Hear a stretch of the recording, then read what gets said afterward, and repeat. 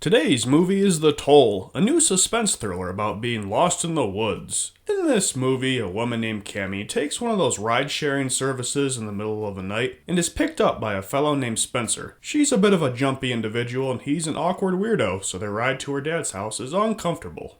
They break down in the middle of nowhere and find that they can't get back because no matter what direction they walk, they always end up right back where they started. Well, that's just inconvenient. Some creepy people in masks are out in the woods with them, and they torment them by writing cryptic notes about an entity called the Toll Man on the car windshield and leaving road signs pointing to a dangerous detour. I think we all have that one redneck friend who collects traffic signs for some reason. This is 100% what that friend does with them. The movie also unwisely references The Strangers.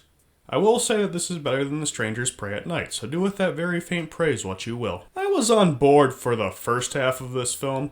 It wasn't the most original setup in the world, but I really liked the interactions between Cammy and Spencer.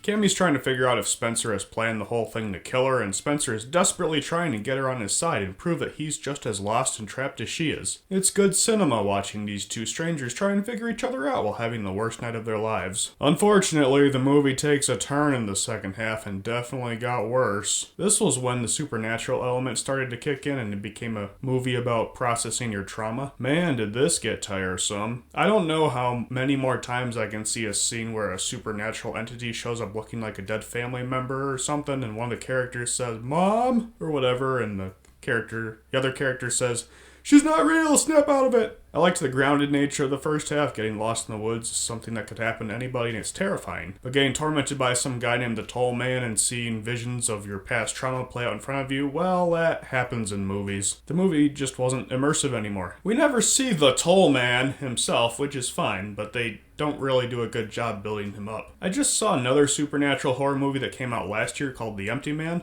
While that movie had some problems, it did a really terrific job building the mythology. The threat was fully realized and the rules of the universe were set up really well. I couldn't tell you a thing about this Toll Man guy. The threat is too vague to be interesting, and too many of the mysterious parts of the movie are explained away by, oh, it's just supernatural. That's why that happened, because of supernatural. There's a twist ending because there has to be, and it's too much. I didn't like it. Overall, The Toll began with promise, but it got worse as it went along. I'll give this one a 4 out of 10.